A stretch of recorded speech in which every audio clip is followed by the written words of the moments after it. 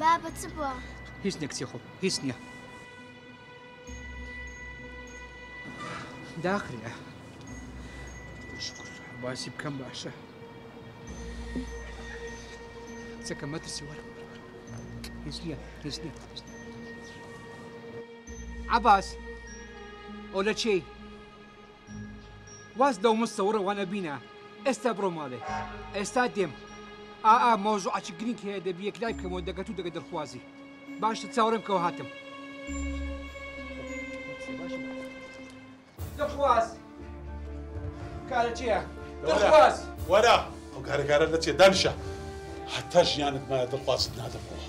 دڵخواز برۆ باکە جارێ ئیشم پێە پێم ئەو تەلەفۆنە لە بۆ چ کرد ها؟ دیارە مۆزوعەکی گرنگ هەیە دیارە کارەساتێک هەیە لە بابزانی چی ئەو کارەسەتە؟ بانجی کە جارێ کچی خۆم هەستداکت باکە بخۆرنەوە باشە فەلەی کەدەی سەری ڕاست و ڕەوان پێم بنێ دەتەوێت باسی چ بکەی با بێتن هەمووشی بزانی وەرە دڵخواز وەرە بەخێر بێ سەلیم دەخراتی چێ حالی چێ دنیات کاوەر کردێ بە تەمەیان چی لەسە خۆ نازانم دەرێ بابەتەکە هەیە پەیوەندی بە تۆ هەیە دەمێ باسی دە باسی کە لێ ئەوە هات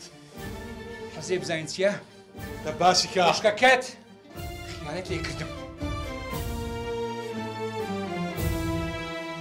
سەی خوار واگەرم لێت باسی چ دەکەی چ قسان دەکەی ئاکەم لێیە بەڵگەم پێیە بەڵگەی چە؟ دەمزانی ئەمە هەر خێزانێک لە کلمێرجە خۆی نەبێ هەڕە دەکات وەرە بێدەنگ بە بازەکەیتی هی لە بزان بەڵگە چییە؟ فەرموو ئەوم لە تەرجمە بکەوە چییە؟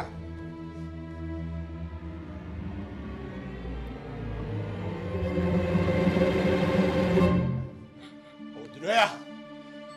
ئەو بوختانە تو بە خوشی من دەکەی ئەتو باش خێزانی مەدەناسی چەند ڕۆژتمان پاکە خێزانت چه حالیچی ئەتوش دەکەم لێستانمەوە ئێستاش باسی بوختانم لۆ دەکەی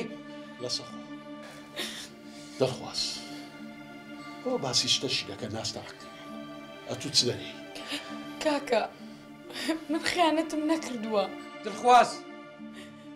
پێش لێرە بڕۆم هەردووتان دەکوژم کورە تۆ ئەو پیاوەی ئەمە بکوژی ڕاستەکەم دەوێ من خیانەتم نەکردووە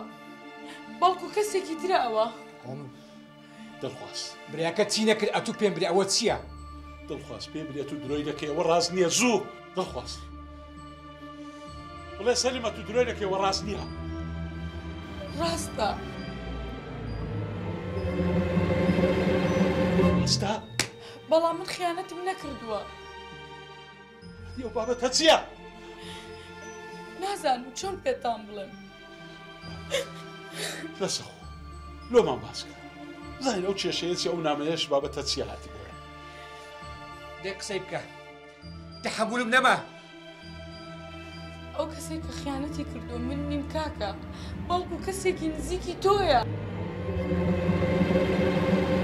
کەسێکی نزیکی وەک من من بەرگە ناگرم زیاتر زوو باسی بکە چێەوە سەردارە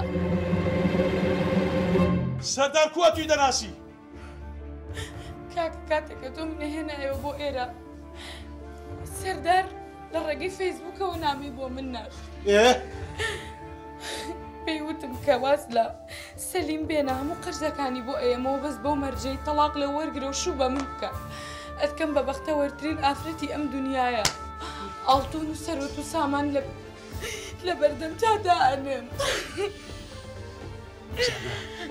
زانە سەرداری بێ شەڕەف و استیقلالی فەقیر و نەبوونی توی کردیە پەنای لۆ شەڕەفی من بردیە هەستە سەلیم هەستە زوو خۆمان بگەینە ئەو بێ شەڕەفەی هەستە